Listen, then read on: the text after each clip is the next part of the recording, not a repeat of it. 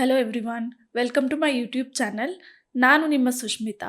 ಇವತ್ತಿನ ಈ ಕೇಸ್ ಬಂದು ನನಗೆ ತುಂಬಾ ಪರ್ಟಿಕ್ಯುಲರ್ಲಿ ಹರ್ಟ್ ಆಗೋ ಅಂಥ ಒಂದು ಕೇಸ್ ಇದು. ಬನ್ನಿ ಈ ಸ್ಟೋರಿನ ಸ್ಟಾರ್ಟ್ ಮಾಡೋಣ.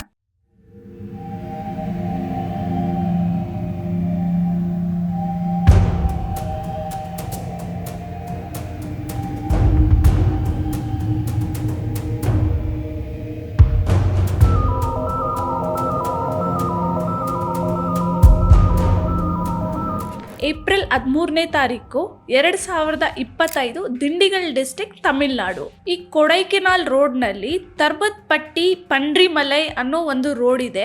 ಆ ರೋಡ್ನಲ್ಲೇನೆ ಒಂದು ಅಮೈದಿ ಸೆಲೈ ಅನ್ನೋ ಒಂದು ಟೂರಿಸ್ಟ್ ಪ್ಲೇಸ್ ಕೂಡ ಇದೆ.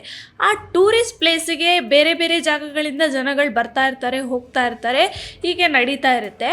ಅಲ್ಲೇ ಆ ಟೂರಿಸ್ಟ್ ಪ್ಲೇಸಿಂದ ಸ್ವಲ್ಪ ಮುಂದಕ್ಕೆ ಒಂದು ರಿಮೋಟ್ ಏರಿಯಾ ಕೂಡ ಇದೆ. ಆ ರಿಮೋಟ್ ಏರಿಯಾದಲ್ಲಿ ಜನಗಳು ಯಾರು ಜಾಸ್ತಿ ಅಷ್ಟು ಓಡಾಡೋದಿಲ್ಲ. ಅದು ಫಾರೆಸ್ಟ್ ಏರಿಯಾ ಆಗಿರುತ್ತೆ. ಅದೇ ಊರಿನಲ್ಲಿ, ಅದೇ ಹಳ್ಳಿನಲ್ಲಿರುವಂತಹ ಕೆಲವು ಜನಗಳು ಮಾತ್ರ ಆ ಕಾಡೊಳಗಡೆ ಹೋಗ್ತಾರೆ, ಬರ್ತಾರೆ, ಈ ರೀತಿ ನಡೀತಾ ಇರುತ್ತೆ. ಅಂದರೆ ಈ ಆಡು ಮೇಕೆ ಮೇಯಿಸೋರು, ಈ ಥರದ ಜನಗಳು ಮಾತ್ರ ಅದರೊಳಗಡೆ ಹೋಗ್ತಾರೆ, ಬರ್ತಾರೆ, ಆ್ಯಂಡ್ ಫ್ರೀಕ್ವೆಂಟಾಗಿ ಹೋಗ್ತಾ ಇರ್ತಾರೆ, ಬರ್ತಾ ಇರ್ತಾರೆ. ಮತ್ತೊಂದು ವಿಷಯ ಏನಂದರೆ, ಅಲ್ಲಿ ಫ್ರೀಕ್ವೆಂಟಾಗಿ ಹೋಗುವಂಥ ಜನಕ್ಕೆ ಮಾತ್ರನೇ ಆ ಒಂದು ರಿಮೋಟ್ ಏರಿಯಾದಲ್ಲಿ ಏನಿದೆ, ಎಲ್ಲಿ ಏನಿರ್ಬೋದು, ಏನು ನಡೀತಿದೆ ಅನ್ನೋ ವಿಷಯಗಳು ಆ ಪರ್ಟಿಕ್ಯುಲರ್ ಜನರಿಗೆ ಮಾತ್ರನೇ ಗೊತ್ತಾಗ್ತಾ ಇರುತ್ತೆ. ಏಪ್ರಿಲ್ 13ನೇ ತಾರೀಕು ಕೂಡ ಈ ಕುರಿ ಆಡು ಮೇಯಿಸೋ ಅಂತ ಜನಗಳು ಆ ಕಾಡು ಒಳಗಡೆ ಹೋಗ್ತಾರೆ. ಅಲ್ಲಿ ಒಂದು ಬಾವಿ ಕೂಡ ಇದೆ. ಆ ಬಾವಿನಲ್ಲಿ ನೀರಿರೋದಿಲ್ಲ. ಒಂದು ಸುಮಾರು 90 ಅಡಿ ಆಳ ಇರೋ ಅಷ್ಟು ನೀರು ಬತ್ತೋಗಿರೋ ಅಂತಹ ಒಂದು ಬಾವಿ ಕೂಡ ಇದೆ.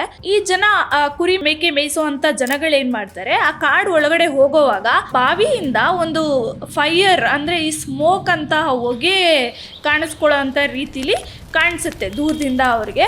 ಆ ಜನಗಳು ಕೂಡ ಏನು ಅನ್ಕೊಳ್ತಾರೆ ಅಂದರೆ, ಮೇ ಬಿ ಯಾರೋ ಈ ಅಲ್ಲಿ ಎಲೆಗಳು, ಈ ಕಸ ಕಡ್ಡಿನೆಲ್ಲ ಹಾಕಿ ಸುಟ್ಟು ಹಾಕಿರ್ಬೋದು, ಅದ್ರದ್ದು ಫೈರ್ ಸ್ಮೋಕ್ ಬರ್ತಿದೆ ಅಂತ ಹೇಳ್ಬಿಟ್ಟು ಜನಗಳು ಕೂಡ ಅನ್ಕೋತಾರೆ. ಆದರೂ ಸುಮ್ಮನೆ ಇರೋದಿಲ್ಲ. ಅಲ್ಲಿರೋ ಕೆಲವೊಂದಷ್ಟು ಜನ ಏನು ಮಾಡ್ತಾರೆ, ಆ ಬಾವಿ ಹತ್ರ ಹೋಗ್ಬಿಟ್ಟು ಅಲ್ಲಿ ಏನು ಉರಿತಿರ್ಬೋದು, ಅದು ಏನಿರ್ಬೋದು ಅಂತ ಚೆಕ್ ಮಾಡೋದಕ್ಕೋಸ್ಕರ ಆ ಬಾವಿ ಹತ್ರ ಹೋಗ್ತಾರೆ. ಆ್ಯಂಡ್ ಆ ಬಾವಿನ ಒಂದ್ಸರಿ ಬಗ್ ನೋಡ್ತಾರೆ ಏನಿದೆ ಅಂತ. ಆ ಬಾವಿ ಹತ್ರ ಹೋಗಿದ ತಕ್ಷಣ ಆ ಜನಕ್ಕೆ ಶಾಕ್ ಆಗುತ್ತೆ. ಹೌದು, ನೀವೇನು ಗೆಸ್ ಮಾಡ್ತಿದ್ದೀರಾ, ಅದು ನಿಜಾನೇ. ಅಲ್ಲಿ ಒಂದು ಡೆಡ್ ಬಾಡಿ ಆಲ್ಮೋಸ್ಟ್ ಒಂದು 90% ಸುಟ್ಟು ಹೋಗ್ತಾ ಇರೋವಂತಹ ಒಂದು ದೃಶ್ಯ ಅಲ್ಲಿ ಅವ್ರಿಗೆ ಕಾಣಿಸುತ್ತೆ.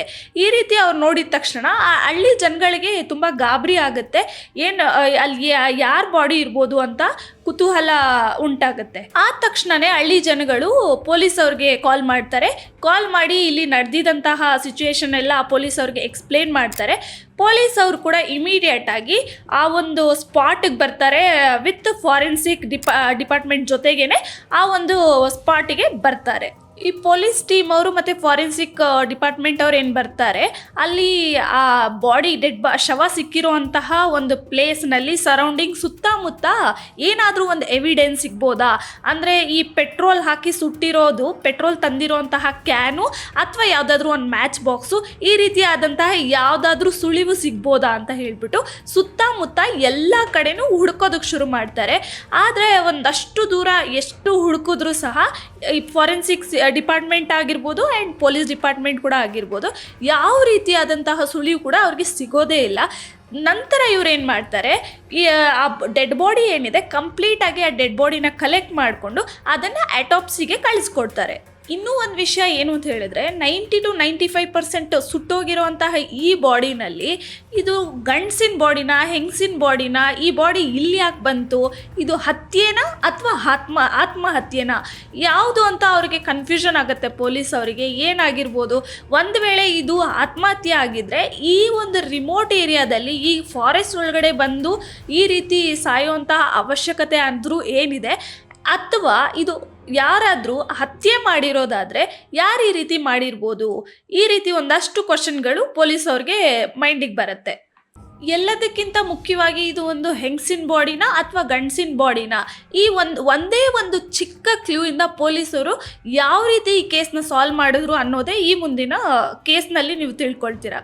ಸರೌಂಡಿಂಗಿಗೆ ಬಂದು ಆ ಸ್ಪಾಟಿಗೆ ಬಂದು ಎಷ್ಟೇ ಹುಡುಕಿದ್ರು ಯಾವ ರೀತಿ ಕ್ಲೂನು ಸಿಗದೆ ಇರೋ ಕಾರಣ ಆ ಬಾಡಿನ ಕಲೆಕ್ಟ್ ಮಾಡಿ ಆಟೋಪ್ಸಿಗೆ ಕಳಿಸ್ಕೊಡ್ತಾರೆ. ಈ ಕಡೆ ಆಟೋಪ್ಸಿ ರಿಪೋರ್ಟ್ ರೆಡಿ ಆಗ್ತಿರೋವಾಗಲೇ, ಈ ಆಟೋಪ್ಸಿ ಅಂದರೆ ನಿಮ್ಗೆಲ್ರಿಗೂ ಆಲ್ರೆಡಿ ಗೊತ್ತೇ ಇರುತ್ತೆ, ಒಂದು ಚಿಕ್ಕದಾಗಿ ಇನ್ಫಾರ್ಮೇಷನ್ ಕೊಡ್ತೀನಿ.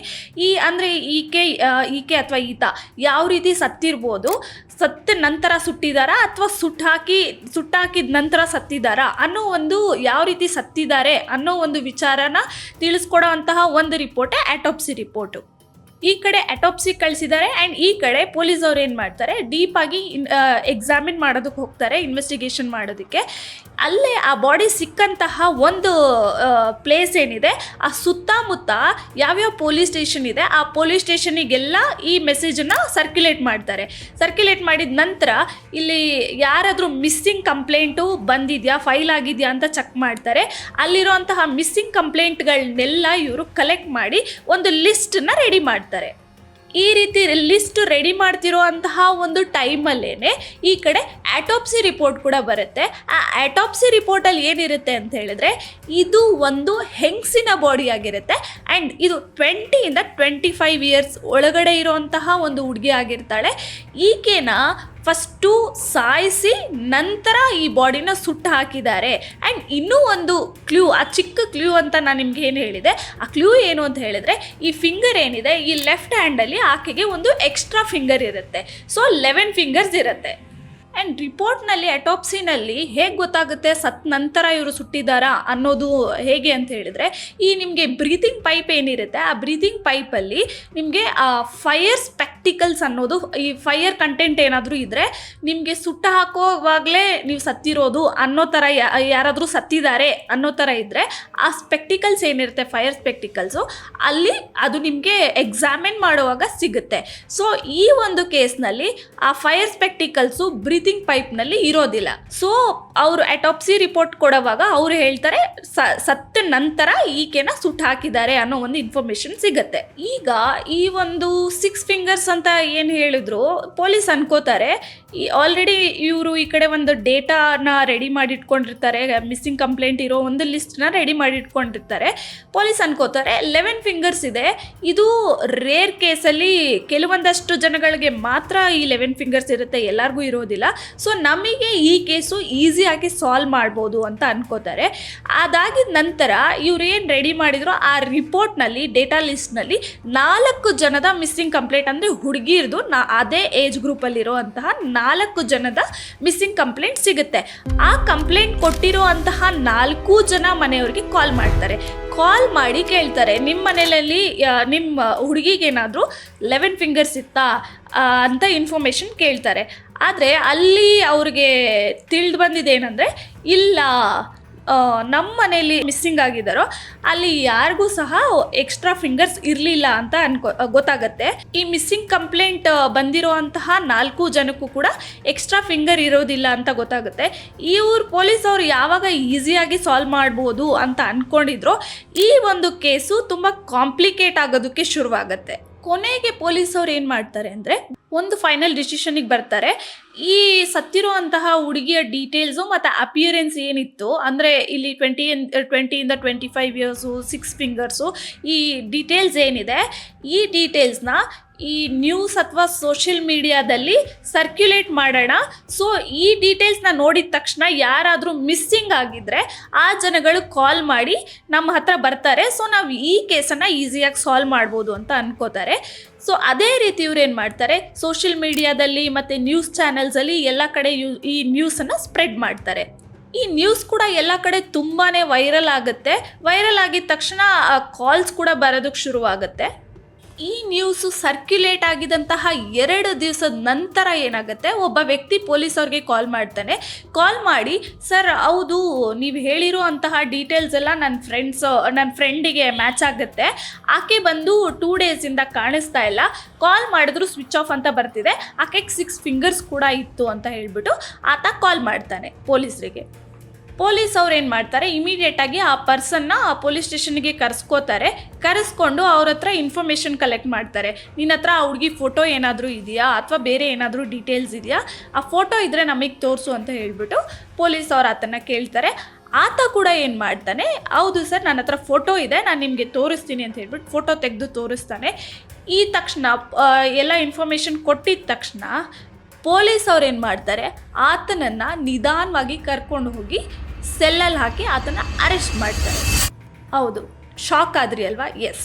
ಯಾಕೆ ಅಂತ ಹೇಳಿದ್ರೆ, ಏನಪ್ಪ ಇದು, ಒಂದು ಇನ್ಫಾರ್ಮೇಷನ್ ಕೊಡೋಕ್ಕೆ ಅಂತ ಬಂದಿದ್ದಂತಹ ವ್ಯಕ್ತಿನ ಕರ್ಕೊಂಡು ಹೋಗಿ ಆತನ ಅರೆಸ್ಟ್ ಮಾಡಿ ಜೈಲಲ್ಲಿ ಯಾಕೆ ಕೂರಿಸಿದ್ರು ಅನ್ನೋ ಪ್ರಶ್ನೆಗಳು, ಕೆಲವೊಂದಷ್ಟು ಪ್ರಶ್ನೆಗಳು ನಿಮಗೂ ಕೂಡ ಹುಟ್ಬೋದು, ನನಗೂ ಕೂಡ ಇದೇ ರೀತಿ ಆಗಿತ್ತು.